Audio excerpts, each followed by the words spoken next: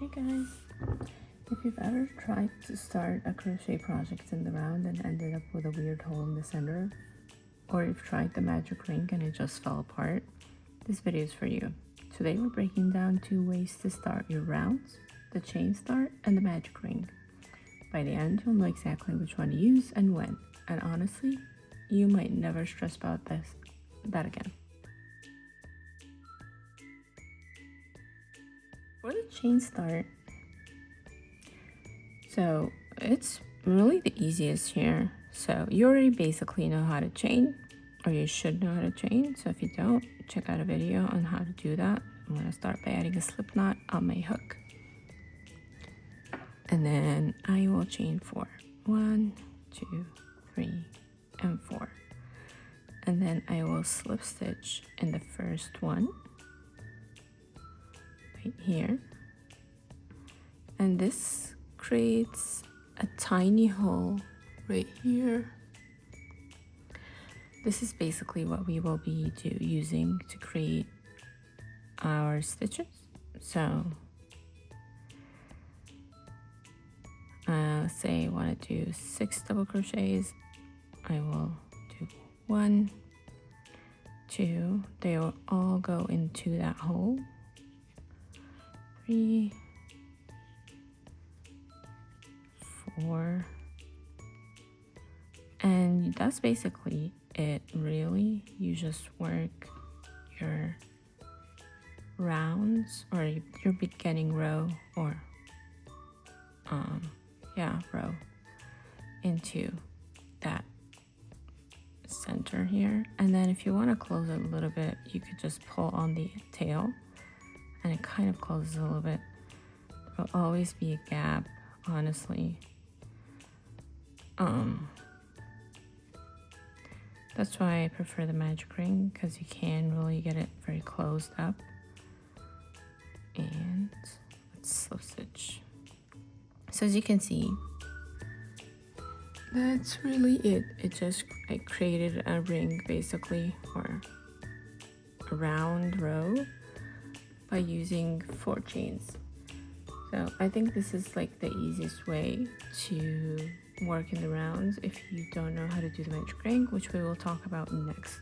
And hopefully it will be simple and really easy to understand. So let's move on to that. The next method is basically the magic ring. And I know the magic ring looks intimidating and looks like it's really hard to do, but I promise you it is very simple. Just watch what my hands do, and then I will try to talk and explain about what I'm doing exactly. So hopefully it is very easy. It was very scary at the beginning until I figured it out. So hopefully I can help you out and it's easy for you to understand how to do it. So what you would start by doing, let's put our hook down. You basically wrap the yarn around my index finger and my middle finger like so, until I have 1 strand at the top, and then this is my working yarn on the right side, and then I will wrap it 1 more time until I create an X shape on the back of my fingers and 2 strands on the front. And what you want to do is basically get your hook, pass it underneath the first strand, and then catch the second one like so, and then I wrap my hands or flip my hands so it's facing up now. And now this thread right here is actually my working yarn. If I rotate my hand, you'll see this is my tail and this is my working yarn right here. And what I want to do is basically create a single crochet to secure the magic ring. So I'm gonna grab that yarn and pull it through. And that's basically the magic ring right there.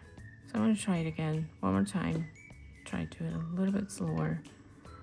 So again, hold the yarn in the palm of your hands. Maybe fold your fingers on it so it's secure. And then wrap it once, twice, so it creates an X on the back of your fingers, and 2 strands on the front of your fingers.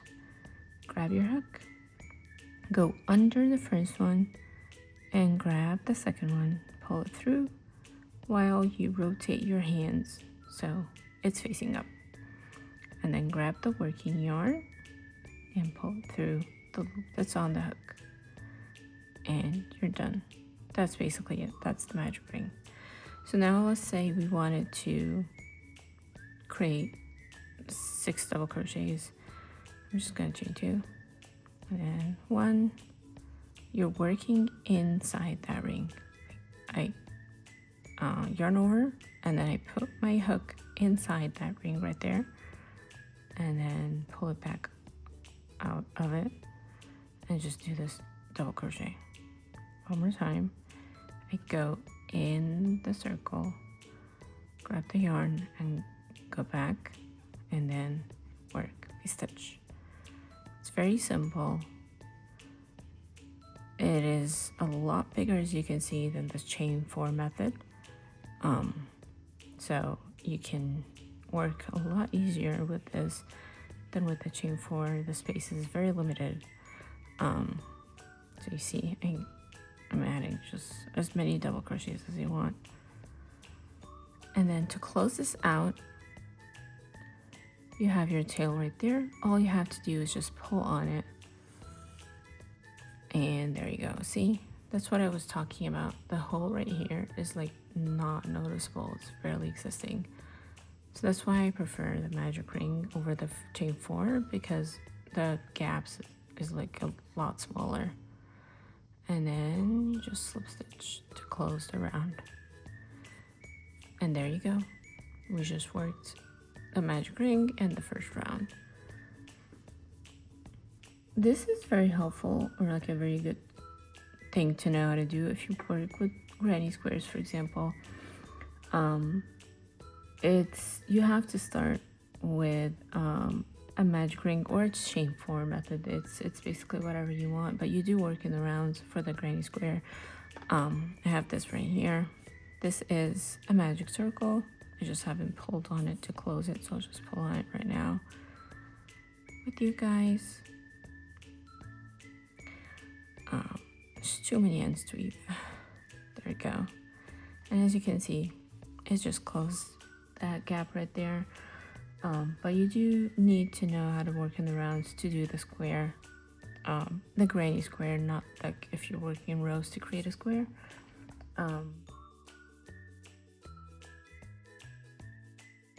The biggest difference between the two is with the chain start.